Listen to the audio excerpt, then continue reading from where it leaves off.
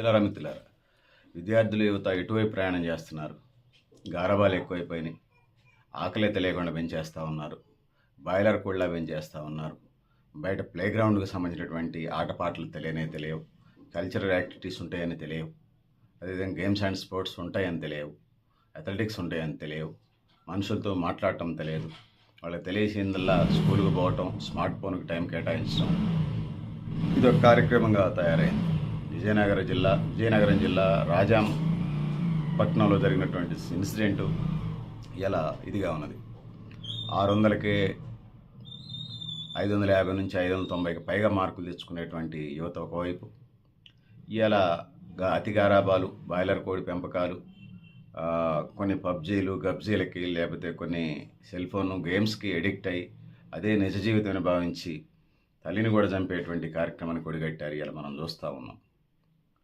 So Mumbai mafia don కావాలి, Chennai mafia don కావాలనే పరిస్థితులు ఇలా మనకు కనపడతా ఉన్నాయి.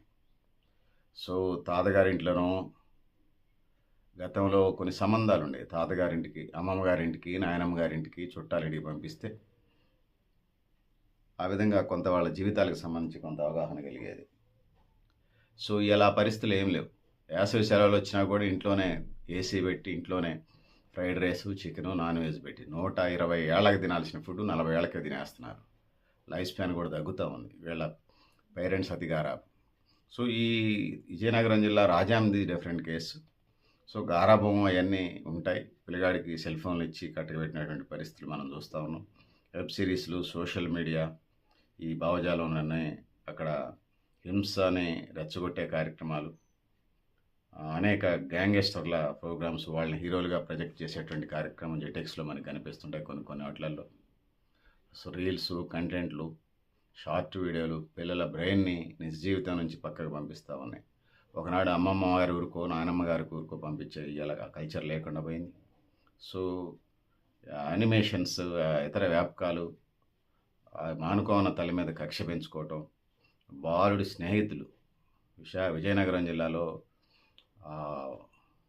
పిల్లగాడు ఫ్రెండ్స్ కలిసి అమ్మని రమ్మని ఫోన్ చేసి బయట ఉంటే వేరే సెల్ నుంచి వచ్చిన తర్వాత కాళ్ళు కడుక్కుంటుంటే, బాత్రూమ్కి వెళ్ళి బయట నుంచి వస్తే కాళ్ళు కడుక్కోవటం సహజం. కాళ్ళు కడుక్కుంటుంటే ప్లాన్గా ఫ్రెండ్స్తో కలిసి చంపేయటం బాధ కలిగిస్తూ ఉంది.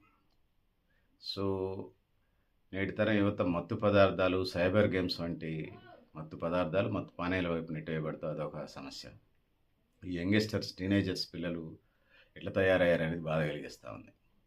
సో మానసిక కౌన్సిలింగ్ అవసరం. సైకాట్రిస్ట్, డాక్టర్లు అని చెప్పలేం. సైకాట్రిస్ట్తో పాటుగా సైకాలజిస్టులు కూడా కౌన్సిలింగ్ ఇస్తారు. సో పిల్లల మీద ప్రభావం పడుతూ ఉంది. క్రూర స్వభావాలుగా మారుతూ ఉన్నారు. సో వీటిని అధిగమించి ముందుకు పోవాల్సిన అవసరం అయితే ఉన్నదనేది ఈ సందర్భంగా తెలియజేస్తూ ఉన్నాను. సో ఒకటి, అమ్మమ్మ నాయనమ్మ కల్చర్ ఒకటి, మగవాడు అనేది వాడే వారసుడు అనేది. పుత్రుడు పుడితే పున్నామ నరకం నుంచి తప్పిస్తాడట. మరి వీడిని ఎందుకు అన్నది తల్లి చిన్నప్పుడే గొంతులు వడ్లగం చేసి ఉంటే పోయేది, తల్లి బతికేది. ఆడపిల్లైనా అంత దుర్మార్గంగా ఉండేదిగా, పొలి దగ్గర పెట్టుకొని ఉండేది. సో అందుకోసం పెద్దలారా, మిత్రులారా, ఇట్లాంటి పరిస్థితులన్నీ ఉన్నాయి. అమ్మమ్మ నాయనమ్మ కల్చర్ అడుగులుగా పిల్లలు పెంచడం ఇదొకటి.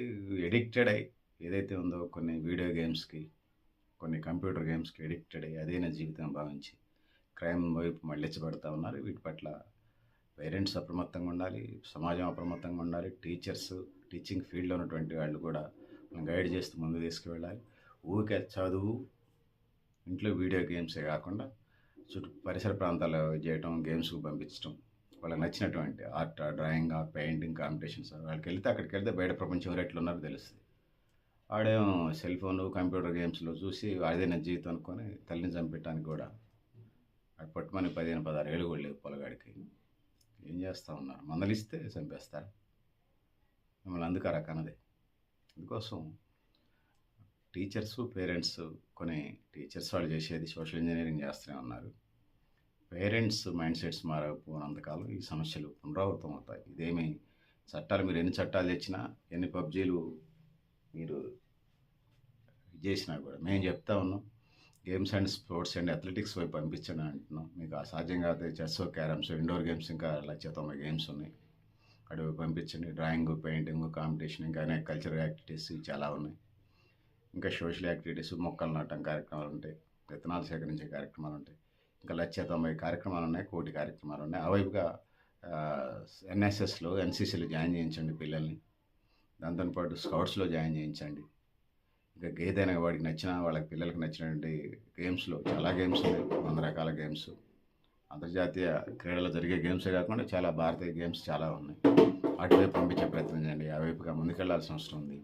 సో భవిష్యత్తులో స్మార్ట్ యుగం పేరుతోని దారి తప్పుతున్నటువంటి యువతని దారిలో పెట్టాల్సిన బాధ్యత మా అందరి మీద ఉన్నది, ముఖ్యంగా పేరెంట్స్ మీద ఉన్నది.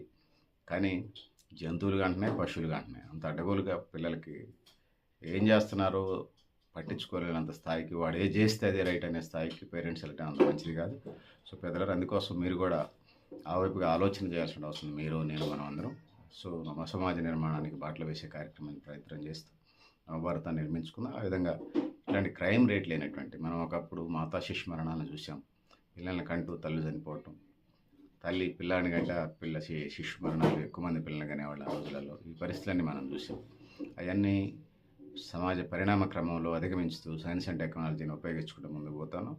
ఇలా టెక్నాలజీ మానవ జీవితాలని, కుటుంబాలను బలిపెట్టే విధంగా ఉండకూడదు అనేది ఈ సందర్భంగా తెలియజేస్తూ ఉన్నాం.